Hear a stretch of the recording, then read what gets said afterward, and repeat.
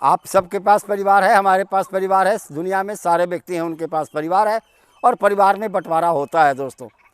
तो इस वीडियो के माध्यम से मैं आपको एक बताने की कोशिश करूंगा कि परिवार में किया गया जो भी बंटवारा है क्या उसे रजिस्टर्ड होना ज़रूरी है, कौन सा बंटवारा जो परिवार में हुआ है उस डॉक्यूमेंट को रजिस्टर्ड होना ज़रूरी है और कौन सा बंटवारा उस परिवार में हुआ है जिसका रजिस्टर्ड होना ज़रूरी नहीं है दोस्तों। तो आइए ऑनरेबल सुप्रीम कोर्ट के माध्यम से इस बिंदु को समझें कि वास्तव में कौन सा बंटवारा प्रपत्र है जिसका रजिस्टर्ड होना ज़रूरी है। चूँकि आम जनता में यह धारणा फैली हुई है दोस्तों कि जितने भी तरह के बंटवारा दस्तावेज हैं उसका रजिस्टर्ड होना ज़रूरी है, अन्यथा उस तरह के बंटवारा को न्यायालय मान्यता नहीं देती। नहीं दोस्तों, ऐसी बात नहीं है। दोस्तों अब आइए पहले समझते हैं बंटवारा परिवार में कितने तरीके से होते हैं। दोस्तों बंटवारा परिवार में मुख्यतः दो ही तरीके से होते हैं, लेकिन एक तीसरा तरीका भी है दोस्तों। एक है कि परिवार के सभी सदस्यों के आपसी सहमति से एक बंटवारा हुआ और बंटवारा एक प्रपत्र पर लिख दिया गया, डॉक्यूमेंट पर लिख दिया गया और उस डॉक्यूमेंट को जाके रजिस्टर्ड करा दिया गया। दोस्तों ये बंटवारा हो गया। दूसरा है दोस्तों कि अगर परिवार में सहमति नहीं है, परिवार के सदस्यों में सहमति नहीं है, उस संपत्ति में हिस्सा निकालने के लिए न्यायालय में जाता है तो न्यायालय के द्वारा भी पार्टीशन कर दिया जाता है, उस परिवार में बंटवारा कर दिया जाता है। इसे कहते हैं पार्टीशन बाई कोर्ट्स। लेकिन दोस्तों एक प्रकार का और बंटवारा है जिसके अंदर में पहले संपत्ति का मौखिक बंटवारा तो कर दिया जाता है, लेकिन बहुत बाद में उसका याददाश्त बंटवारा लिखवाया जाता है। उस मौखिक बंटवारा के आधार पर उसका दाखिल खारिज वगैरह सब कर लिया जाता है। इस तरह के दस्तावेज को, इस तरह के बंटवारा प्रपत्र को जो याददाश्त बंटवारा के आधार पर किया गया, जो पहले ओरल बंटवारा का ही समर्थक डॉक्यूमेंट है, को रजिस्टर्ड कराना जरूरी नहीं है दोस्तों। आइए ऑनरेबल सुप्रीम कोर्ट का लैंडमार्क जजमेंट से समझे कि कौन सा बंटवारा में हमें कौन सा बंटवारा रजिस्टर्ड होना जरूरी है, कौन सा नहीं। एक केस का नाम है दोस्तों विनीता शर्मा वर्सेज राकेश शर्मा। यह लैंडमार्क जजमेंट 2020 में ऑनरेबल सुप्रीम कोर्ट ने पारित किया। दोस्तों आप ये वाइटल जजमेंट है, लैंडमार्क जजमेंट है, तो आप इसके बारे में पहले से समझते होंगे कि सिर्फ बेटियों के अधिकार से संबंधित जजमेंट है। नहीं दोस्तों, विनीता शर्मा वर्सेज राकेश शर्मा में ऑनरेबल सुप्रीम कोर्ट ने यह भी प्रावधान किया कि परिवार का कौन सा बंटवारा वैलिड होगा, रजिस्टर्ड होना जरूरी है या रजिस्टर्ड होना जरूरी नहीं है दोस्तों। उसके अनुसार कोई भी मौखिक बंटवारा जो पहले हो चुका है परिवार में और उस मौखिक बंटवारा के आधार पर सभी अंशधारी या सभी को शेयरर जो हैं अपने अपने हिस्से का दाखिल खारिज करा चुके हैं, ज़मीन का रेंट सरकार को दे रहे हैं, या उनका इलेक्ट्रिसिटी बिल है या उनका पानी पटाने का अलग अलग बिल है, अगर इन डॉक्यूमेंट के द्वारा यह साबित कर दिया जाए कि वो सारे परिवार के लोग अलग अलग संपत्ति पर अलग अलग रूप में कब्जे में हैं, तो ऐसे बंटवारा को रजिस्टर्ड कराना जरूरी नहीं है दोस्तों। यह ओरल बंटवारा मान्य होगा। इसकी मान्यता न्यायालय से लेकर हर जगह है दोस्तों।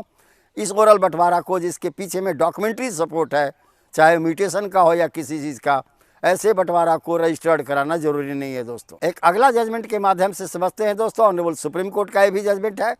यह जजमेंट है दोस्तों रविंद्र कौर ग्रेवाल बनाम मंजीत कौर। यह सन 2020 का जजमेंट है दोस्तों। इसके अंदर में ऑनरेबल सुप्रीम कोर्ट ने कहा कि एक संयुक्त परिवार पहले मौखिक बंटवारा कर लेता है। मौखिक बंटवारा करने के साल, 2 साल या 4 साल बाद एक प्रमाण रहे इसके लिए एक दस्तावेज का निर्माण करता है और उस पर यह लिखा जाता है कि आज से 4 साल या 5 साल पहले इस संपत्ति का मौखिक बंटवारा हो गया था परिवार के सदस्यों में। सिर्फ अब याददाश्त रखने के लिए एक memorandum of family settlement, family partition का दस्तावेज बना दिया जाता है। तो ऐसे भी बंटवारा को दोस्तों रजिस्ट्रेशन कराना जरूरी नहीं है, चूँकि एक बार पहले ओरल बंटवारा हो चुका और उसी के आधार पर, उसी मौखिक बंटवारा के आधार पर 2, 4, 5 साल बाद एक मेमोरेंडम ऑफ फैमिली सेटलमेंट का दस्तावेज लिखा गया, जिसे हम याददाश्त बंटवारा कहते हैं दोस्तों। यह याददाश्त बंटवारा दस्तावेज को भी इंडियन रजिस्ट्रेशन एक्ट के सेक्शन 17 के अनुसार एग्जम्प्ट प्राप्त है दोस्तों। इस तरह के भी दस्तावेज को रजिस्ट्रेशन कराना जरूरी नहीं है। अगला जजमेंट है दोस्तों डॉक्टर संजीत गुप्ता बनाम SS वर्मा। ये दिल्ली हाई कोर्ट का जजमेंट है दोस्तों और ये एकदम लेटेस्ट जजमेंट है दोस्तों 2022 का। इस जजमेंट के अनुसार ऑनरेबल सुप्रीम कोर्ट ने अपने इस केस में अपना आदेश पारित करते हुए कहा कि अगर परिवार में मौखिक बंटवारा होता है और उसी समय अगर कोई बंटवारा का प्रपत्र तैयार होता है, दस्तावेज तैयार होता है, तो ऐसे बंटवारा प्रपत्र को रजिस्ट्रेशन कराना जरूरी है दोस्तों। पहला में आप मंजीत कौर वाले में देखे थे कि ओरल पार्टीशन हो गया और 4-5 साल बाद याददाश्त बंटवारा हुआ, जो लिखित में हुआ उसका रजिस्ट्रेशन कराना जरूरी नहीं है। लेकिन जब आप परिवार में आपस में बैठ करके तुरंत मौखिक बंटवारा करते हैं और उस मौखिक बंटवारा को तुरंत रिटेन में या लिखित में कन्वर्ट कर देते हैं, तो यह लिखित दस्तावेज का रजिस्ट्रेशन कराना जरूरी है दोस्तों। अन्यथा ऐसे दस्तावेज को न्यायालय बंटवारा की मान्यता नहीं देती। इस प्रकार दोस्तों उपरोक्त 3 सुप्रीम कोर्ट के जजमेंट और 1 ऑनरेबल हाई कोर्ट के जजमेंट के द्वारा अब आप समझ गए होंगे बिंदुवार पहला कि वह बंटवारा जो मौखिक हो और उसके आधार पर कोई डॉक्यूमेंट का निर्माण कर लिया गया हो, जैसे दाखिल खारिज हो, पानी का बिल हो, इलेक्ट्रिसिटी बिल हो, तो ऐसे बंटवारा को मान्य माना जाता है। इसके लिए रजिस्ट्रेशन की आवश्यकता नहीं होती है दोस्तों। दूसरे तरह का बंटवारा है दोस्तों कि एक बार मौखिक बंटवारा हो गया और 2-4-5 साल के बाद उसी मौखिक बंटवारा को याद रखने के लिए, ताकि भविष्य में किसी प्रकार का परिवार में कोई व्यवधान उत्पन्न हो, एक लिखित रूप में कन्वर्ट कर दिया जाता है।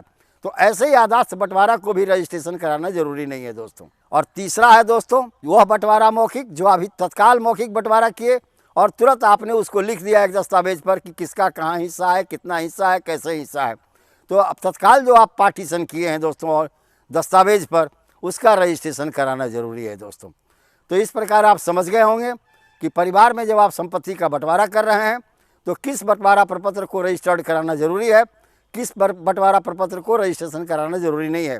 दोस्तों आजकल जनरल लोग जानते हैं कि जितना भी तरह का बंटवारा होता है कोर्ट छोड़ करके सब बंटवारा दस्तावेज का रजिस्ट्रेशन कराना जरूरी है। नहीं दोस्तों, उपरोक्त 2 परिस्थिति में रजिस्ट्रेशन जरूरी नहीं है, जबकि तीसरी परिस्थिति में उस बंटवारा प्रपत्र का रजिस्ट्रेशन कराना जरूरी है। तो धन्यवाद दोस्तों, यहीं पर मेरा वीडियो संपन्न हुआ।